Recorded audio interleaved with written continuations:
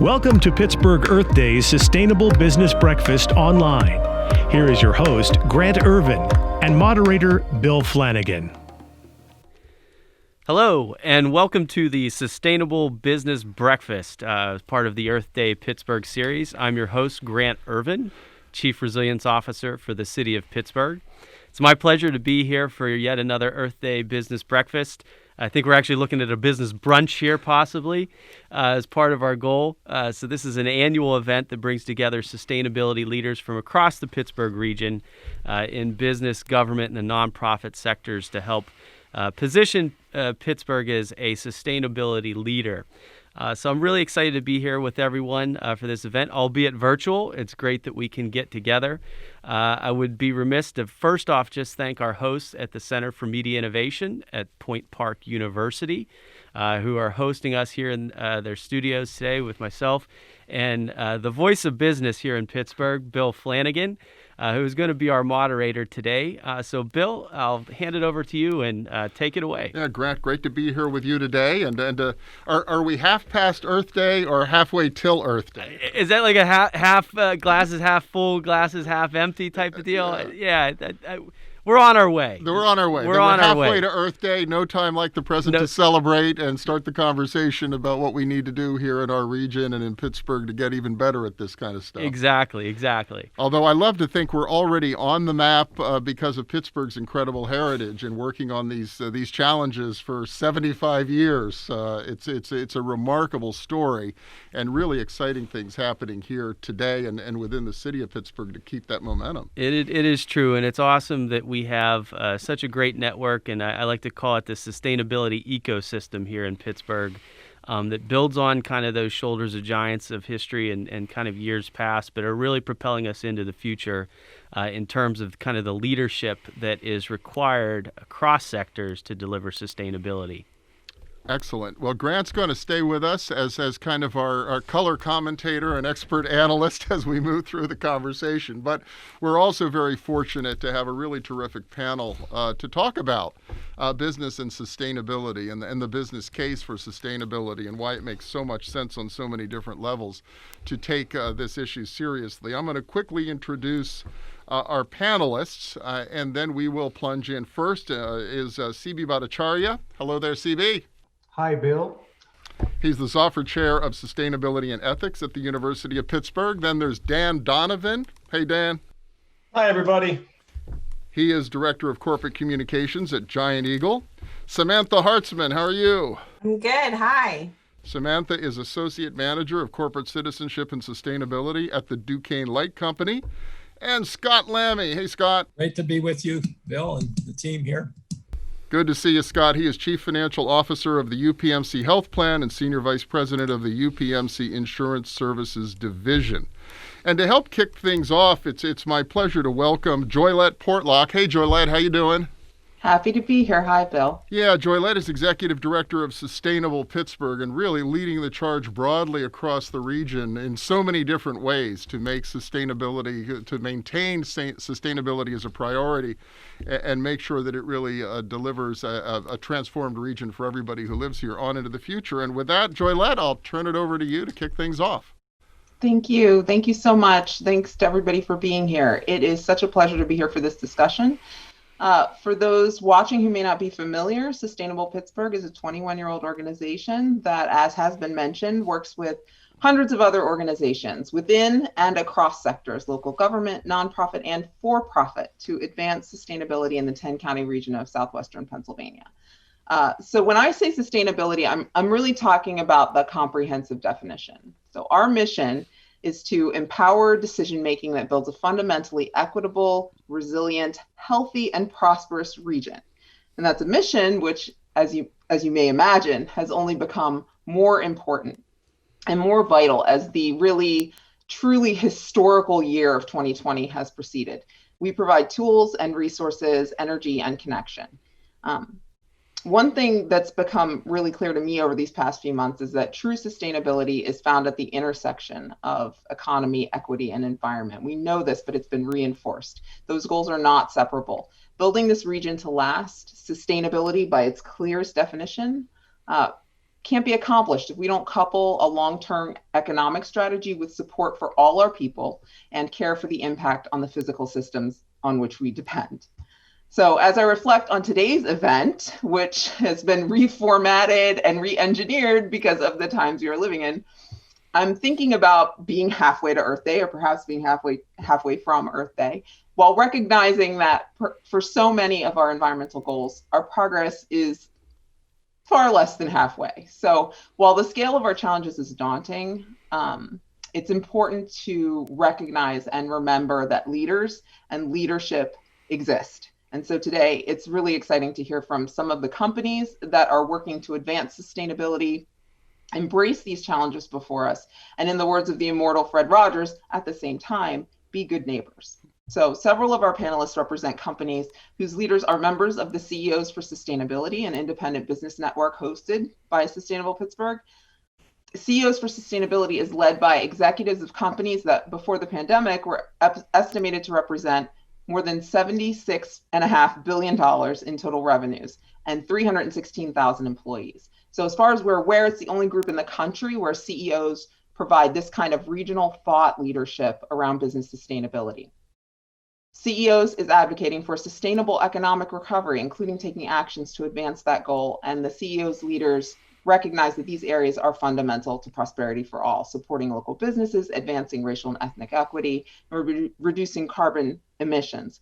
And what's important, I think, for us to set the stage for today's conversation is that doing so is good business. You know, the pandemic has exposed how sustainability commitments have contributed to business continuity and resilience. So as a result, we're seeing redoubled commitments with especially larger companies, for instance, moving up carbon neutrality commitments from 2050 to 2040 or even 2030, taking real actions to advance equity. Just a week ago, the global bank HBSC issued some very important key findings.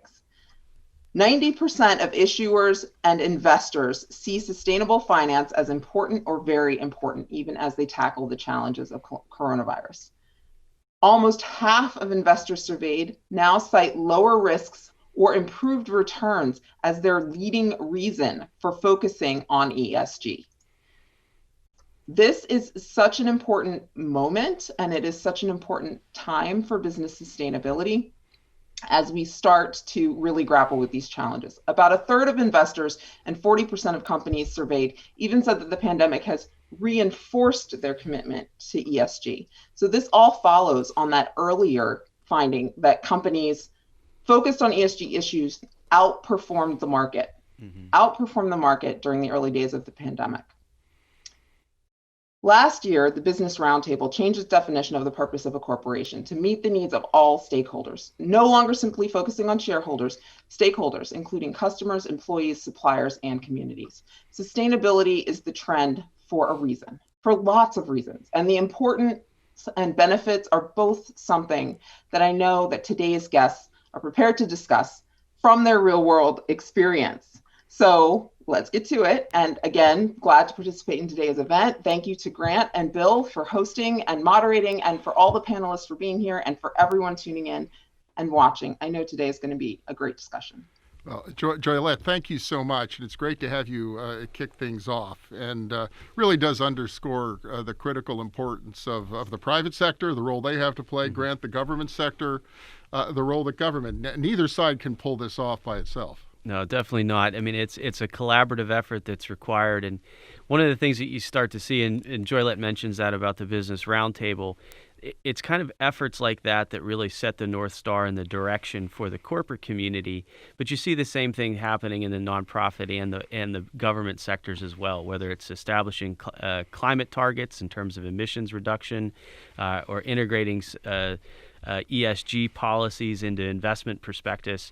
These are definitely not just trends. These are the way that we're doing business today. All right. Well, let's get down to the cutting edge of this. The folks who are on the ground on the front lines of dealing with these kinds of issues and trying to make progress. So I'm going to kick things off. I think CB Bhattacharya, I'll start with you.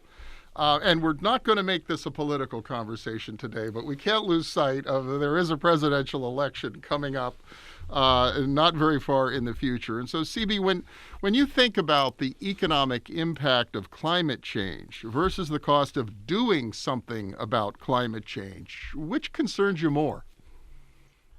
Thank you, Bill, and hello to all my fellow panelists and Grant. Thank you for the opportunity. That's a great question. Simply put, the cost of inaction is higher than the cost of action. So climate change is an undeniable reality, and its impact on humanity is nonlinear, meaning that the pace at which global warming will cause devastation will actually increase. So the earlier that measures are put in place to mitigate its impact, the more effective and efficient they are likely to be. Right now, there's about $20 trillion being pumped into the world economy to recover from COVID-19. This is perhaps the biggest upside of this terrible, terrible pandemic, if there is one. So one can use that money to invest in green projects and green jobs and green infrastructure. And the more green projects we can invest in, the better. Thanks. Well, and let's talk a little bit from the corporate perspective of the individual businesses as well. When you think about this dynamic, the sort of the cost of addressing climate change versus the cost of doing nothing, I wonder, Samantha Hartzman, is this a conversation you have at Duquesne Light? Is it on your mind as you think about what to do when it comes to the environment and moving forward sustainably? Yes, absolutely. And thanks again for having me today. And CB touched on a lot of this, but we're already feeling the impacts of climate change in the utility sector. It's really impacting reliability, infrastructure. These things are going to continue to happen. And if we don't take action now, then we're going to have a lot of problems ahead of us. Even in the fluctuations of temperature, I mean, thinking about summers being hotter or colder, that has an impact on our business models. So we really do have to keep our eyes on how climate change is affecting not only our business, but the world around us. Yeah, Dan Donovan, I wonder, Giant Eagle, you're selling food. Your industry has to live with the reality of what's happening to the climate every day. Yeah, for us, it's really interesting. When we think about, well, let me first say, the answer that everyone else has given is the correct one. The cost to the planet is by far the greater good. But for us, there's a real connection to the economic impact. I mean, we need our communities, we need our guests to show us support for the bold decisions we want to make. When we take single-use plastic bags out of our stores, and because we know that paper bags aren't the answer either, if guests don't go on that journey with us, we know immediately. So for us, it's really just making sure that we do everything we can to go on this journey with our communities and not just do this to them. It's really a good point. Leadership in this space, being able to move forward, requires buy-in from a lot of different stakeholders, whether they're internal, whether they're external. When you think about this trade-off or dynamic, Scott Lammy at UPMC Health Plan, does that come into play as well? How do you get everybody on board, everybody buying in, moving forward together?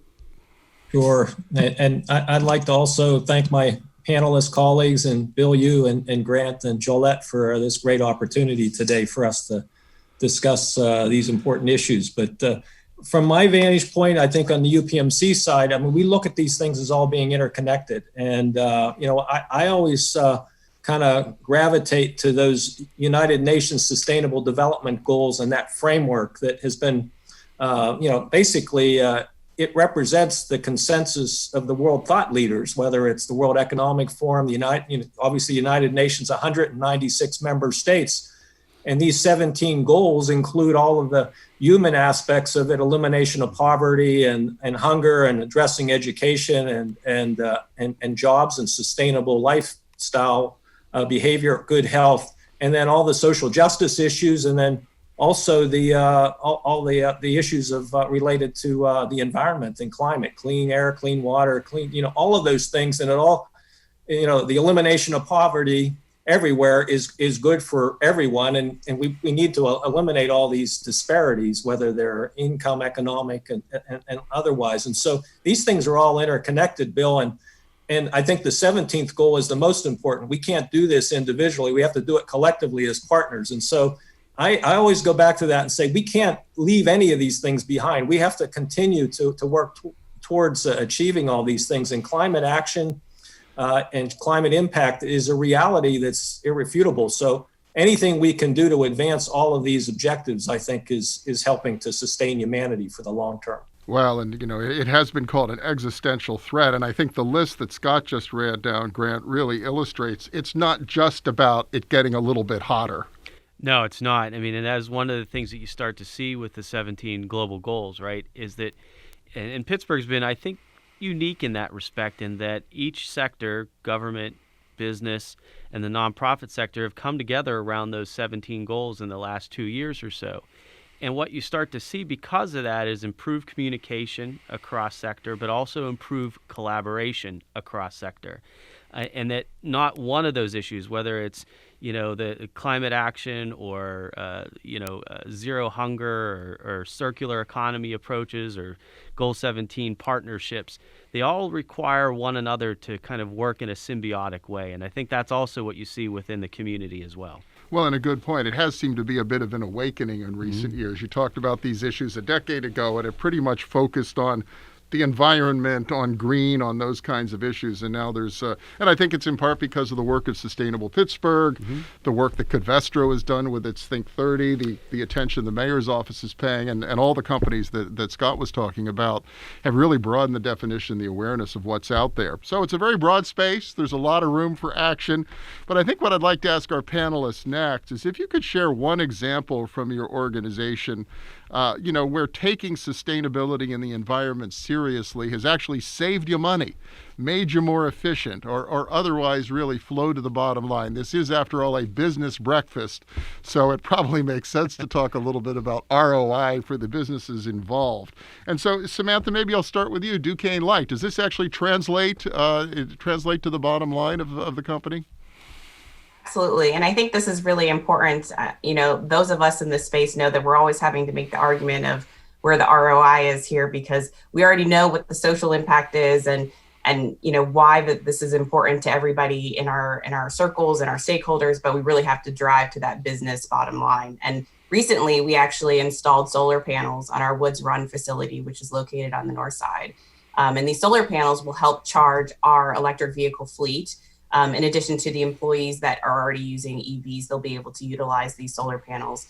And through that process, we're actually able to generate, I think, $8,000 in annual savings. So we're already starting to implement a lot of this technology and these new, ways of doing business in our own operations. Scott, how about at UPMC Health Plan? Do you see a real bottom line benefit for taking these kinds of issues seriously?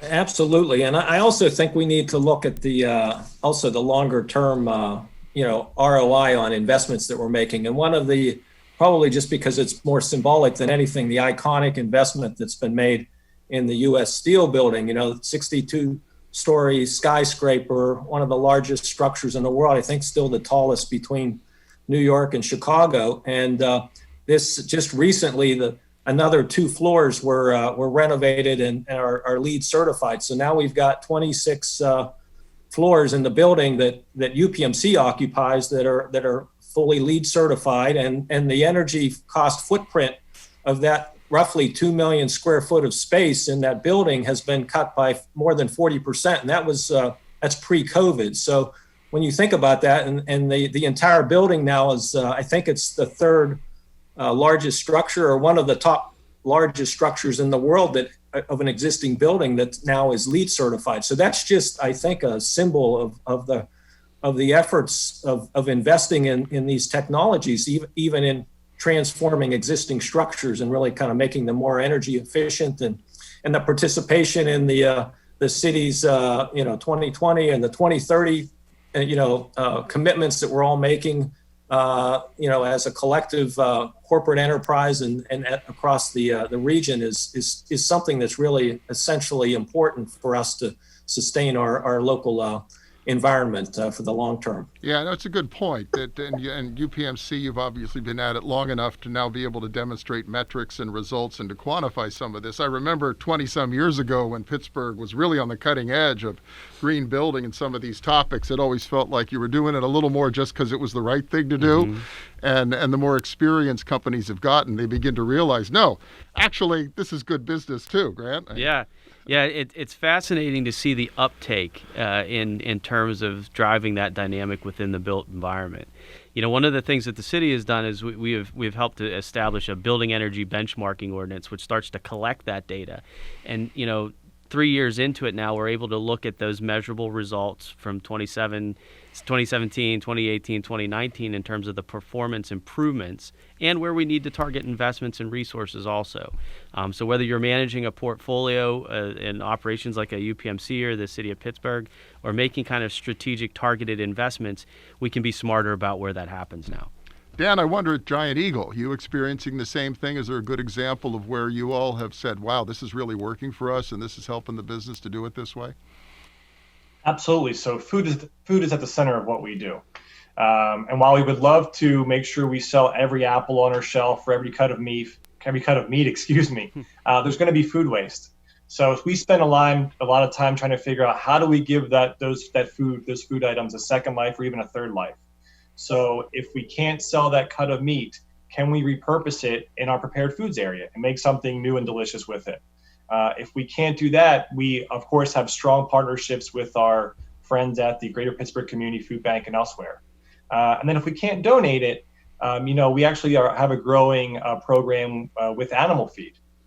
So all of those are options that give this food a different life, a second or third life, before we have the negative cost to our company and the negative cost to our environment of actually having to dispose of the product. Yeah, Dr. Bhattacharya, I wonder if you've seen a shift as you're educating young people to enter the world of sustainability. Is the business case easier and easier to make? Or are sustainability professionals seen more as allies and less somebody that's just kind of in the way of getting the job done, which is, I suspect, where it was many years ago? How have you seen the tone and the acceptance of this change in the world of business? Yeah, certainly there has been a shift, and it is increasingly easier to make the case. I mean, so you talked about the not only the right thing to do, but it makes good business sense. Yeah, so we appeal both to the head and the heart, right? So kind of, hey, the head is like, this saves you money. And the heart is like, well, it saves the environment, or it saves us, helps society in some fundamental way. So I'm going to give, rather than give a corporate example, which I will turn to later, I'm going to give a very simple example from an initiative that the center that I direct, the Center for Sustainable Business, started kind of at the business school. So 1 year ago, we had no composting in the business school, for example. And then with the help of my colleagues, we initiated composting in just this one building, Mervis Hall, in the University of Pittsburgh. And believe you me, in the 6 months between October 2019 and March 2020, when everything kind of shut down, we managed to divert more than 16 tons of waste from landfills, kind of over that time period. Now, composting is not, I repeat, not more expensive than regular waste material. So we are fine, kind of, money-wise. But it's much better for the environment. So net, it's a gain. And slowly people are starting to see these things. And we have a dashboard at the university level, which also goes to kind of, your CO2 and your water and all of that. So the more we do it, I think the easier it becomes to make the case, frankly. Joylette, you spoke in the beginning about CEOs for Sustainability, the initiative that Sustainable Pittsburgh has organized. So while we still have you, and I know we're going to lose you along the way, I do have to ask you, why has it been important to get the CEOs to rally around these ideas, and how critical do you think it is ultimately to success within organizations? Well, I think that there's a critically important role for the business community to play overall in us achieving these goals for our communities, for our region. I mean, and that leadership, I think, isn't necessarily something that this is the companies themselves, realizing that this is important, and wanting to engage on this in a significant way, and demonstrate that leadership and learn from one another and be able to execute on in a significant way on some towards that vision. I think that this discussion that's been happening, is just reinforcing that, then the findings that I was citing earlier from HSBC about, this is now seen as an important thing for people to be engaging on. And I'm remembering a talk I saw years ago from someone at Adobe talking about some of these built environment improvements to buildings and things. And Adobe has won so many different awards for their green building. And the person who was speaking was their operations person, and said, we started doing this because we were looking for a way to, cut costs, to have energy savings, and to, figure out how we could, streamline our operations. And then we started winning all these awards, so it's not, I think there's a growing recognition that this doesn't have to be an either or, that there's a way to appeal to, as CB said, with both the heart and the head on these things, and move things forward.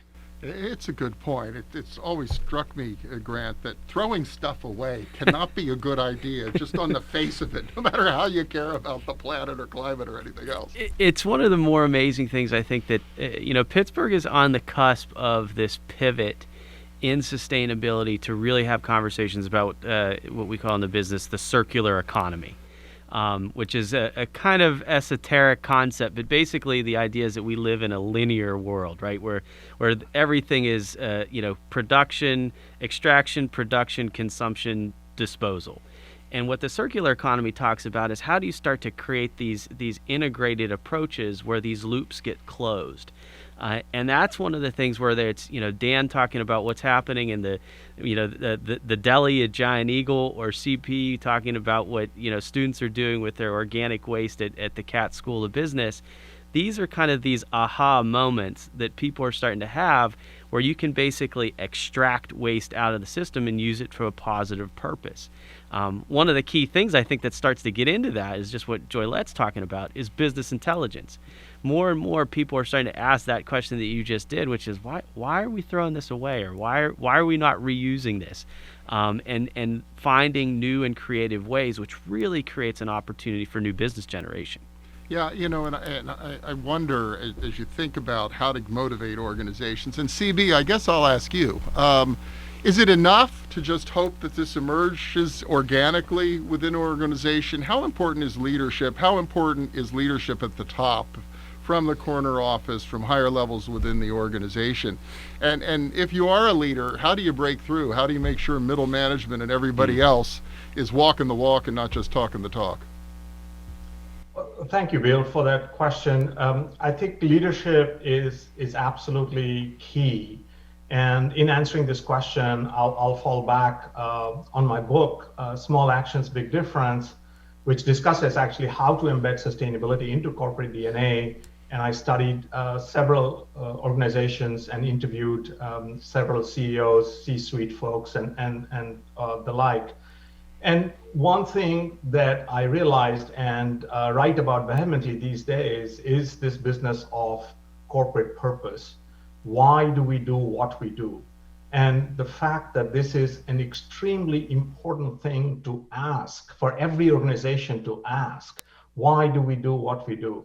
Ultimately, every organization needs to realize that it exists to make life for others better. It does not exist to make money. I mean, that's like saying, that human beings exist to make red blood cells. Well, we make red blood cells, but that's not our purpose. So companies need to step back and ask that purpose.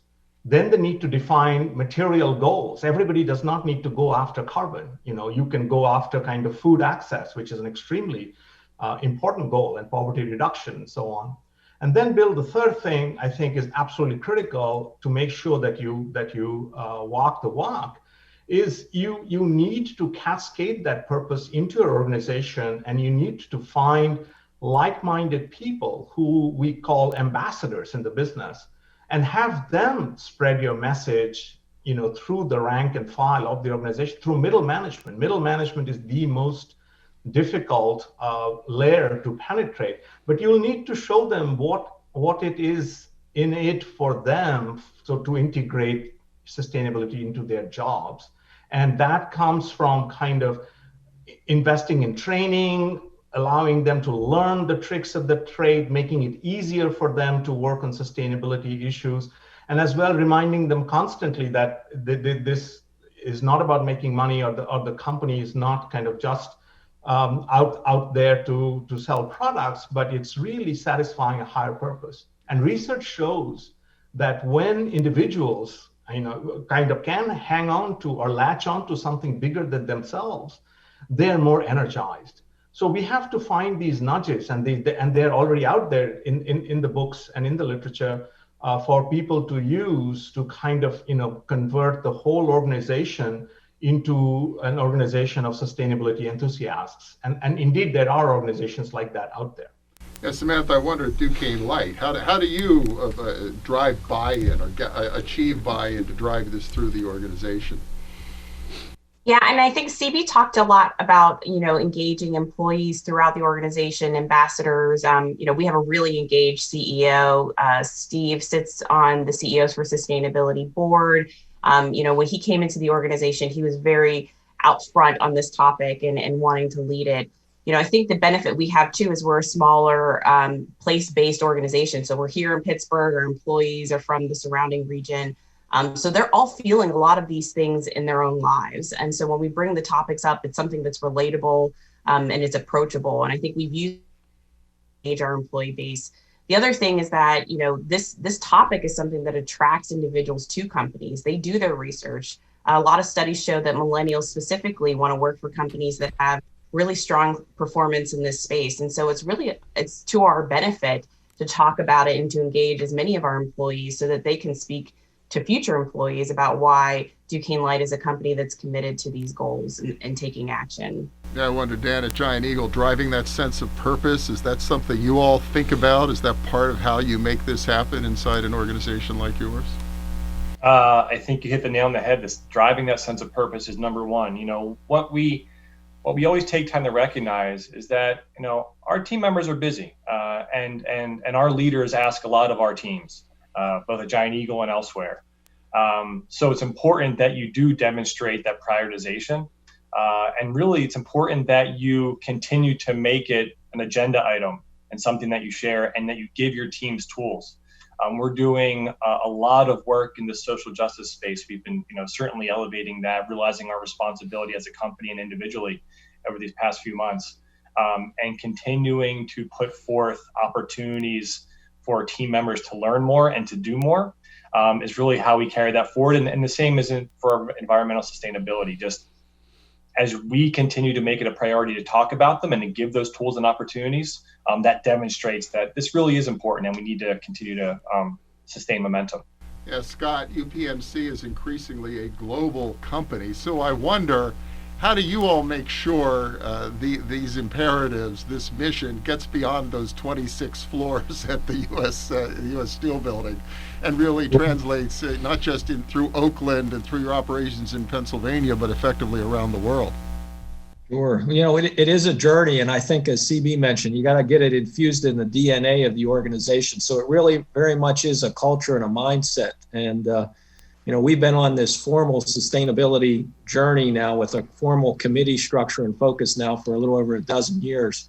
And it takes time, and we've got new participants that join the system in different geographies and different segments of the organization. But I think it really is incumbent upon all of us to just basically infuse this mindset, philosophy, culture into our organizations and actually spread it. I mean, I think the ultimate win in this is if we can get our elementary school kids and our high school schoolers and our university students and everybody in society to embrace this mindset. I think we'll make a lot more progress, because it really is critically important to sustain humanity that we all get this right over time. Yeah, and I think it's clearly a challenge at all times, and your geographic scope can make it that much more of a challenge. But I think about the times we live in right now. The midst of a pandemic, a recession, waves of social protest, it's got to be tempting when you're running an organization to say, you know what, if I'm a smaller, I just got to make the payroll, or I can't lose any more customers, or I got to go get some more customers because I got to keep the revenue rolling in, and really focus on the now instead of on these bigger long-term issues. So I'd like to go around the three companies again to talk about why that might be a mistake. Why you have to somehow find a way to focus on these bigger, long-term, critical issues and not just on the immediate needs of the business. So, Dan, why don't I start with you from Giant Eagle? Yeah, thank you. So, look, our story these past few months has been challenging. At the end of 2019, we made a commitment to eliminate all single-use plastics throughout our stores by the end of 2025.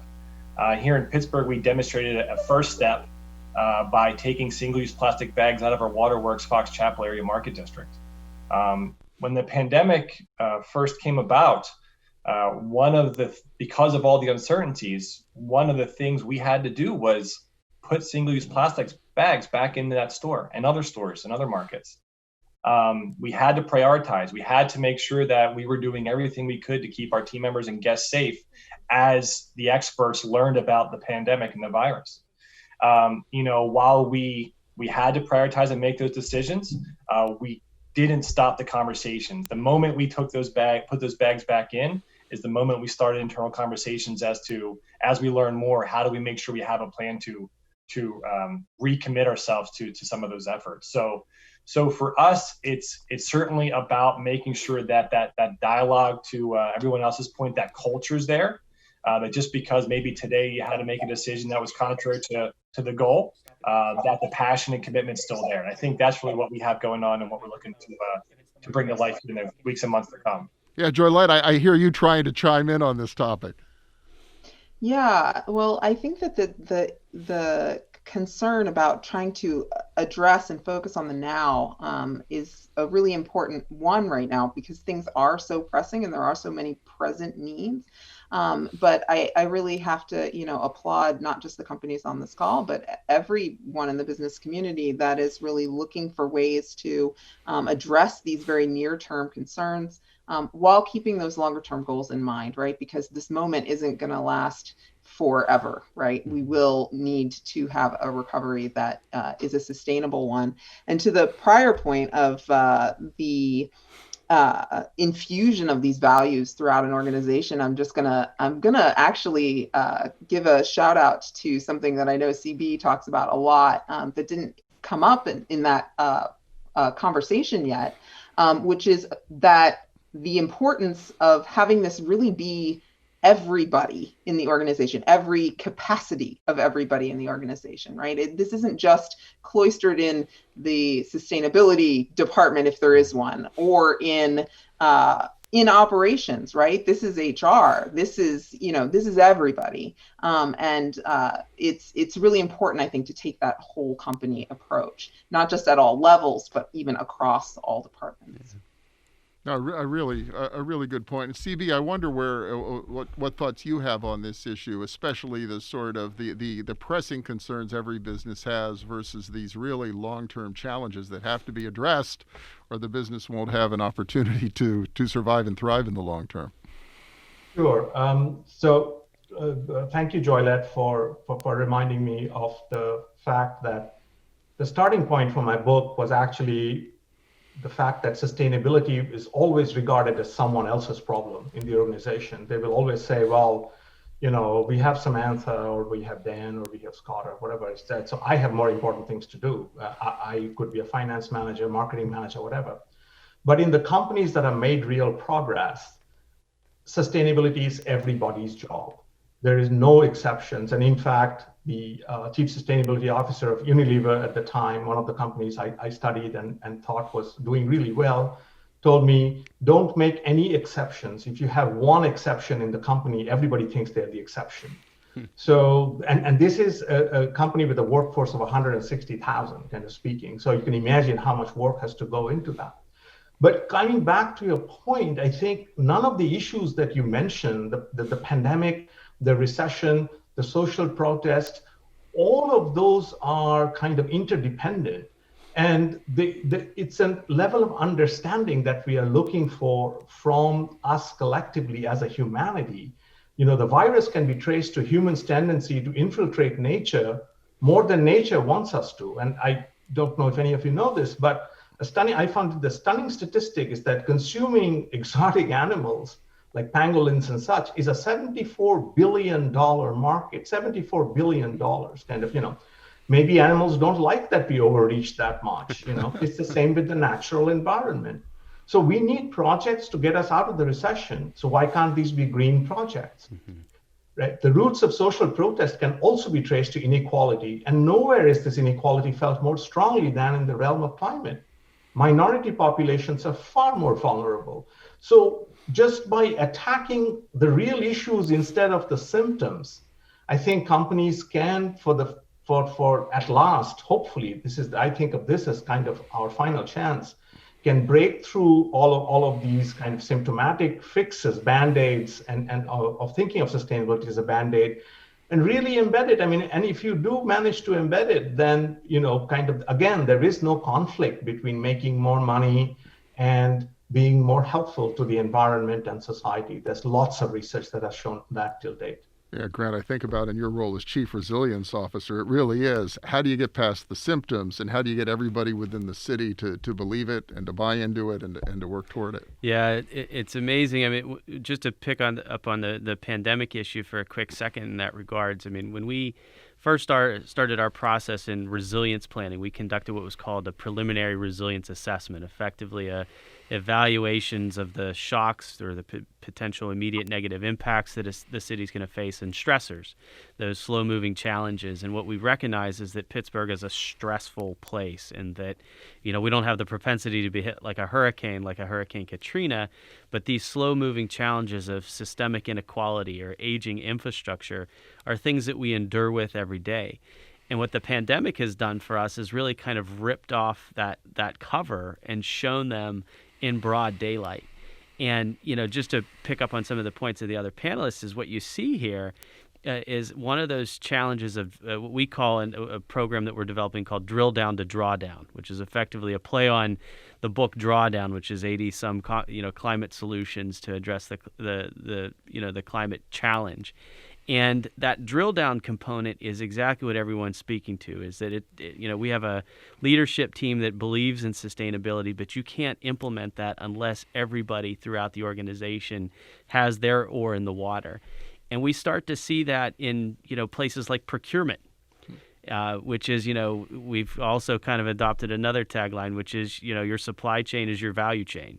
And when you start to look at where your products and materials are coming from to deliver your services to residents, you can help dictate a lot of those services, whether it's MWBE contracting or working with even large companies like Staples and Home Depot to make the sustainable choice when you're buying office supplies.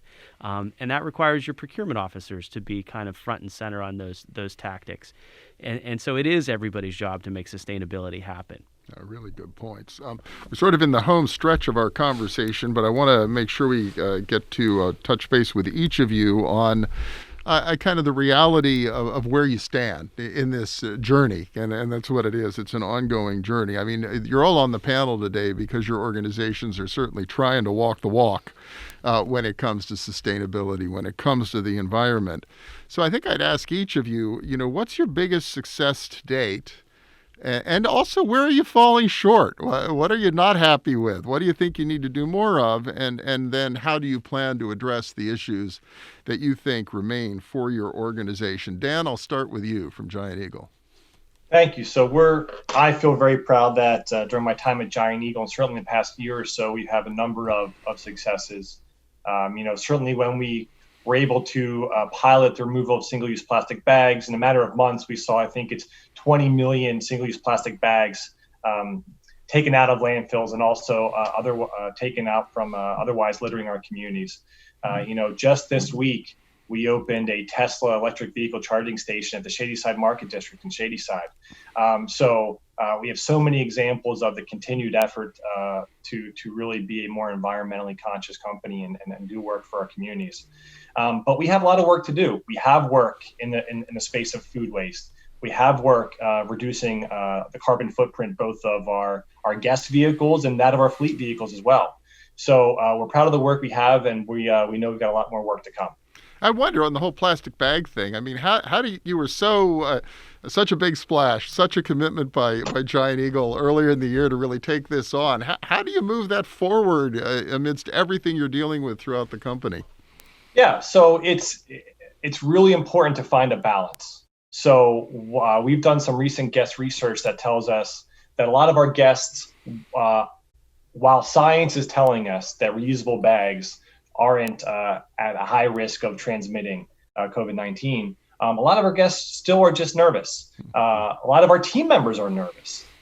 So going back to, and so many of the comments are about awareness and education. How do you build that momentum? So a lot of our work has to start from scratch in that regard. How do we make our guests and team members comfortable in bringing in reusable bags? And then after we take that step, then you can get back to the work we started with single-use plastic bags and going from there. And I want to thank Joylette and so many others for partnering with us on those efforts in the past and certainly going forward.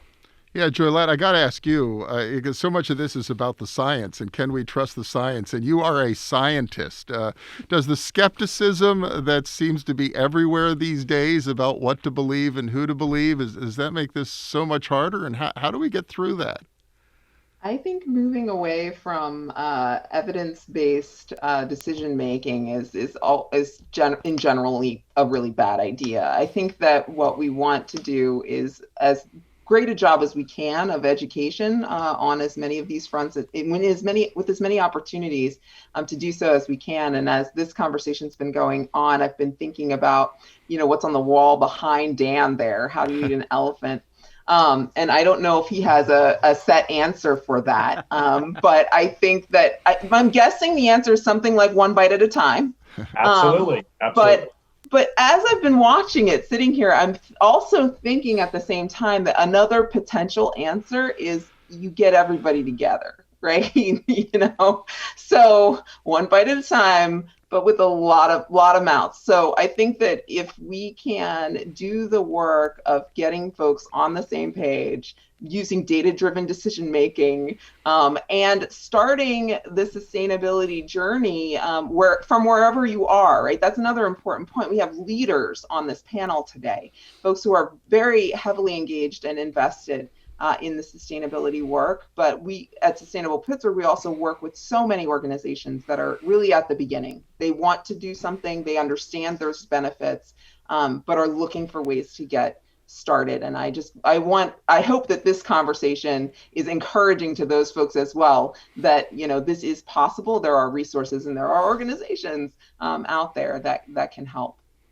You know what phrase comes to mind when you said we need lots of mouths to eat? That small actions, big difference.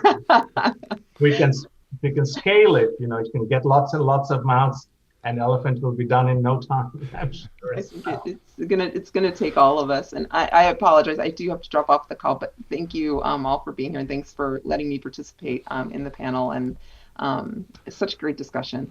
Well, Joylette, thank you so much, and thank you for helping to host this event today for Pittsburgh Earth Day, 6 months, halfway in.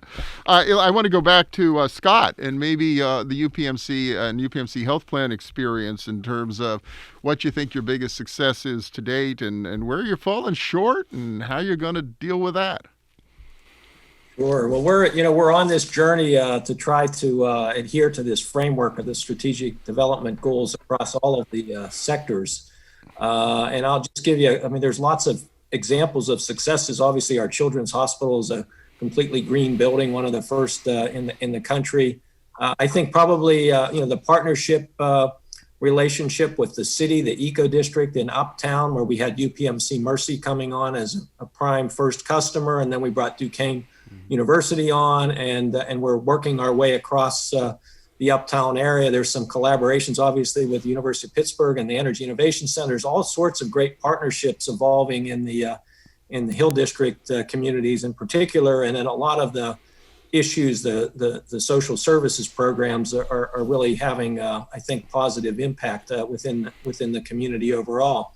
I think that the challenge, we're a healthcare organization, and And we're successful if all of our residents and citizens are in good health, physical, mental, spiritual, and just in good health overall. And the challenge that we have and the journey that we're on and the work that has to be addressed into the future is the fact that we all know as healthcare organizations that basically that the determinants of our health status have very little to do with our healthcare delivery. It has to do with those socioeconomic, psychosocial, socioeconomic, and environmental conditions and the lifestyle behavioral issues that we all have to get to. So as CB was mentioning earlier, that we're dealing with the symptoms as opposed to the underlying causes. So really what we need to do is to come together and really kind of address all of those issues holistically in these communities to really give people hope, opportunity, and support as they kind of pursue their passions in life. And so that's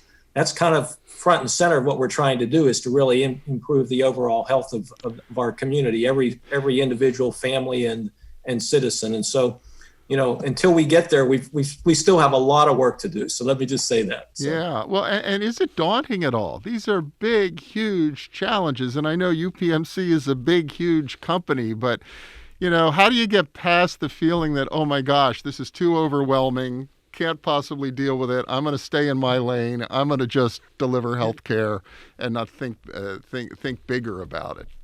Yeah, and I think I'm looking at CB's small actions make big difference, and partnerships make all the difference. So I think if we all work at this collectively, which I think we are, certainly the city is pursuing a lot of great work around trying to address these issues. Our corporate sector, I know Samantha Duquesne Light, the folks at Eden Park, the universities. I mean, everybody is addressing these issues, and I'm an optimist, and I don't think this part of it is rocket science. I mean, there's a lot of things that we need to do, but really we just need to embrace and adopt these basic fundamental blocking and tackling requirements, and then I think we'll continue to make good progress and be successful over time. Well, we're from Pittsburgh. We grind it away on the ground. That's the way it does, with a lot of teamwork. Samantha, how about Duquesne Light in terms of what you feel like, wow, we've hit this one out of the park, but we've got some big obstacles somewhere else that we still have to work on? Yeah, I think, for us, we've really been proud of our response to our customers. We've done a lot, not just in recent years, but maybe, even further back in terms of how do we help our customers meet their energy efficient goals or understand sort of their sustainability footprints and how they can move into a greener direction. We've partnered with the city in expanding the electric vehicle charging stations throughout the city. We've partnered with the Port Authority on, rolling out energy or EV buses. And I think all of that work is going to continue. And, as Scott sort of mentioned, we're partnering with everybody to really help them achieve those goals in the ways in which, Duquesne Light is situated to do so. Where we have a lot of opportunities when we look at ourselves and we look at our own operations and we think about the ways that we as a company can be doing things more efficiently. We've already talked about this, throughout the conversation, but this past year really lit a fire under our sustainability initiatives. And I see a lot of progress on the horizon. I see a lot of great things coming for us as we continue to explore where in this space we can really make a difference. So I think we have a lot of work to do internally, but I'm really excited about what that work's going to look like and, the support of our partners in the community as well. Yeah, I wonder, CB, building on all of this, has our experience in this year of COVID opened eyes and maybe made organizations more willing to take all of this seriously and to do a lot more than they are right now? And if so, how do they move that forward? How do they make it happen? So that's a very good question, Bill. I think it's not a one-size-fits-all situation.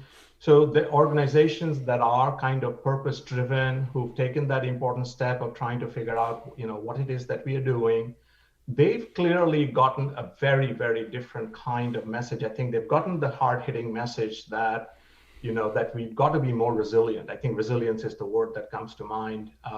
And they've also gotten the message that collaborations are the key in this kind of incredibly complex world. I mean, in addition to everything else that we've already discussed, but without collaboration and without creating a culture that's more giving The old days of the corporation are really over. And so Milton Friedman's 50th anniversary of the op-ed that he published in the New York Times, when he talks about the social responsibility of business is to increase profits, that is really past its sell-by date. Unfortunately, we have few believers, I think, in the new paradigm, but they're rising one by one. So it's and there have been more folks looking at the pandemic, looking at the horror of the frontline workers and the nurses dying and all of these kinds of things.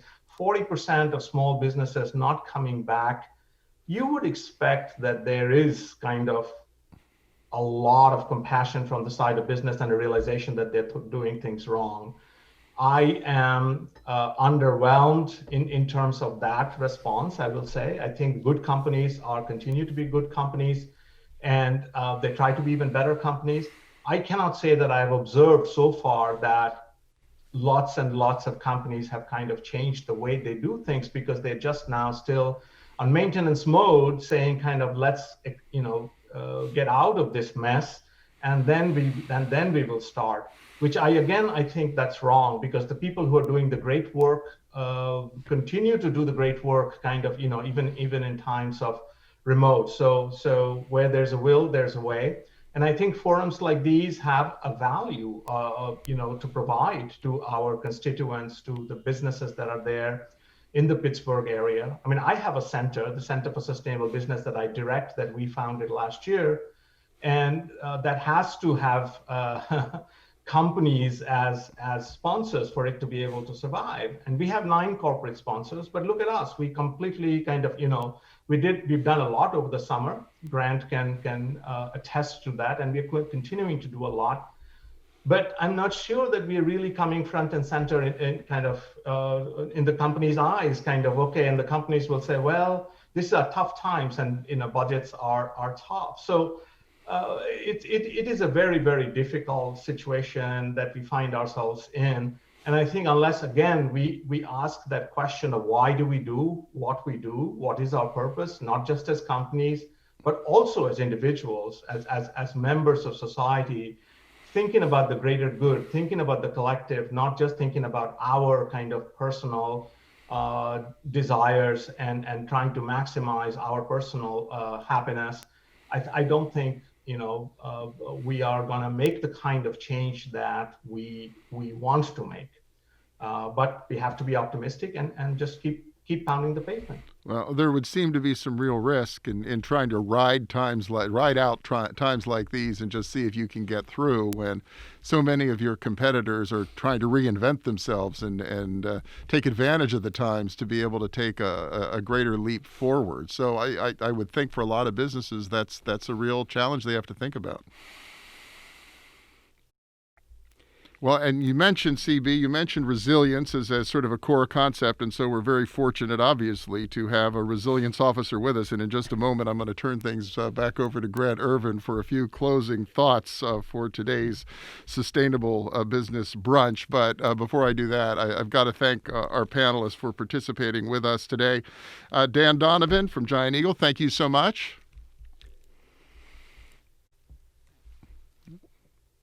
There he is. There's Dan. Oh, I guess we lost Dan. I apologize. Okay. How about Dr. Bhattacharya from Pitt? Thank you so much. Really appreciate it. Pleasure's all mine. Samantha Hartzman from Duquesne Light. Thank you. Thank you for having me. And Scott Lammy from UPMC Health Plan. We really appreciate your contribution. Thank you so much, Bill and Grant and team. Appreciate it. Great to be with the panelists today. Thank you. And also thanks to Dan Donovan, who had to drop off from Giant Eagle before we got to the end. It's been my pleasure to be able to join with you in this conversation today on behalf of the Allegheny Conference on Community Development, which has had our own interest in the realm of sustainability before anybody really had thought of the word, I think. And it's been a great opportunity to have an opportunity to chat with all of you about this topic that has never been more important to all of us here in Pittsburgh and around the world. And with that, I'll turn things things back over to Grant Irvin from the City of Pittsburgh for a few closing remarks. Grant. Great. Well, thank you, Bill, and thank you to all our guests once again, and thank you for the audience out there. Just a quick reflection. One, it's really heartening and great that we have such strong regional corporate partners, here in Pittsburgh. The mention of the word place-based, so whether it's Duquesne Light or UPMC or Giant Eagle, that these are hallmark names here within the Pittsburgh region, and we count on you guys, and we appreciate the work that you do to help lead our region to become a more sustainable place. One of the things, Bill, it's been interesting too is, as you just mentioned, kind of the word adaptation. We've seen that, which is a key component of resilience in how businesses have adapted to the challenges that they are confronting right now. Whether that is the small restaurant owner trying to figure out how they can put extra seats outside and build a tent so that folks can come and have dinner, or putting open streets is something that we've done in Pittsburgh to allow walking and pedestrian access, and hopefully some of those things maintain. And so I'm really hopeful for what the Pittsburgh region has in store from a sustainability and resilience standpoint, and it's because of partnerships like this that are going to allow us to endure through the COVID crisis, but I think also allow us to bounce forward in terms of a region for a brighter future. So with that, I just want to leave it here with everyone and thank everyone for their participation. To all our panelists, I want to thank our partners at the Center for Media Innovation here at Point Park University for their technical skills and allowing us to record and provide a great space and sound quality for everyone out there. And also to the Earth Day Pittsburgh team for bringing this event to us. These great quality events are important for us, as Joylette mentioned, to get the folks around the elephant, so to speak. So with that, thanks everyone, and have a great day wherever you are. Stay safe, and thanks for tuning in. Take care.